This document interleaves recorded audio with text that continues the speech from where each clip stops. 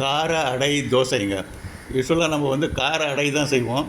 இப்போ அதே மாவில் வந்து இன்னும் ஸ்மூத்தாக அரைச்சிட்டு கார அடை தோசை செய்கிறோங்க. நல்லா டேஸ்ட்டாக இருக்குதுங்க.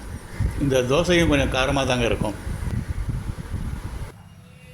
இதுக்குங்க இப்போ வந்து ஒரு பவுல் எடுத்துகிட்டு கடலைப்பருப்பு ஒரு அரை கப்பு, உளுத்தம்பருப்பு ஒரு அரை கப்பு, இது கொஞ்சம் காராமணி பருப்புங்க, காராமணி பருப்பு அது கொஞ்சம் அரை கப்பு அதையும் போட்டுக்கலாம். அதையும் போட்டு ஊற வச்சிடலாங்க. இது வந்து சென்னா பருப்பு சேர்த்துக்கலாங்க, சென்னா கடலை அதையும் சேர்த்துக்கலாங்க. எல்லாத்தையும் சேர்த்து ஒன்றா ஊற வச்சிடலாங்க. அப்புறம் சீரகம் சேர்த்துக்கலாங்கல்ல, சீரகம் சேர்த்து அதையும் ஊறட்டும், ஒரேடியாக சேர்த்து எல்லாத்தையும் அரைச்சிக்கலாம். இப்போ இந்த ஊற வச்சதெல்லாம் எடுத்துங்க, இந்த மிக்சியில் போட்டு நல்லா அரைச்சாச்சுங்க. அரைச்சிட்டு கொஞ்சம் ஜாஸ்தியாக தண்ணி ஊற்றலை, கொஞ்சம் நம்ம தோசை பக்குவத்து அதை கொண்டு வந்துடலாம். இதுலங்க அரிசி மாவு ஒரு 4 ஸ்பூன் போட்டுக்கலாம். டிஸ்கிரிப்ஷனில் எந்தெந்த பொருள் எந்தெந்த அளவுன்றதை கொடுத்துடலாங்க. அது கொஞ்சம் பார்த்துங்க, டிஸ்கிரிப்ஷனில் பார்த்துங்க. இதில் வந்து தண்ணி ஊற்றி தோசை பக்குவத்துக்கு மாவு பக்குவத்துக்கு கலந்துக்கலாங்க. இப்போ அடுத்தது வந்து மிளகாப்பொடி சேர்த்துக்கலாங்க. ஏன்னா இது எல்லாம் கலந்த உடனே தான் நம்மளுக்கு வந்து எவ்வளோ குவான்டிட்டி இருக்குது, எவ்வளோ மிளகாப்பொடி போடணும்னு சொல்லிட்டு நம்மளுக்கு நல்லா தெரியும். அதனால் மிளகாப்பொடி 2 ஸ்பூன் போட்டுக்கலாங்க. இப்போ உப்பு போட்டுக்கலாங்க. அடுத்து கொஞ்சம் கடைசியில் டேஸ்ட்டு பார்த்துட்டு அப்புறம் கரெக்ட் பண்ணிக்கலாங்க. நல்லா கலந்து விட்டுக்கலாங்க.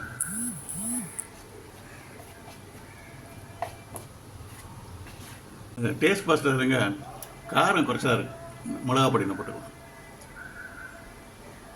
நான் அடை தோசை கொஞ்சம் காரமாக தான் நல்லா சரியாக இருக்கும்.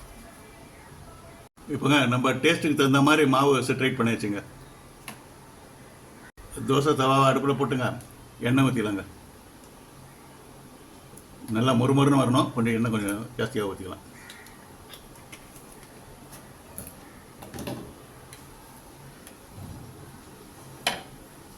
தவா காஞ்சிடுச்சுங்க, தோசை வாத்துக்கலாம்.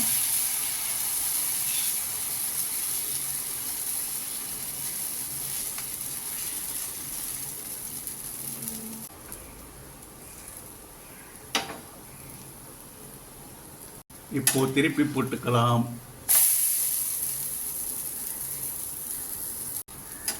திருப்பி போட்டுக்கலாம். அடை தோசை அருமையாக வந்து விட்டது, வெந்து விட்டது. எடுத்து வச்சுக்கலாம்.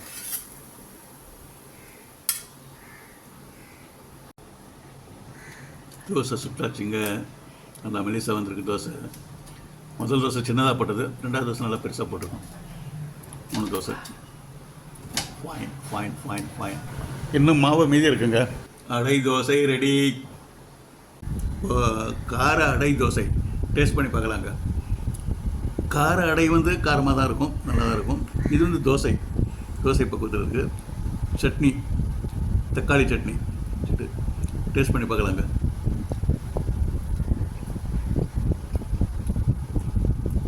அப்பா, எந்த அடைக்கு எந்த விதத்துலையும் குறைஞ்சது. ஆனால் அடையை விட சாஃப்டாக இருக்கும். தோசை நல்லா சாஃப்டாக இருக்கும்.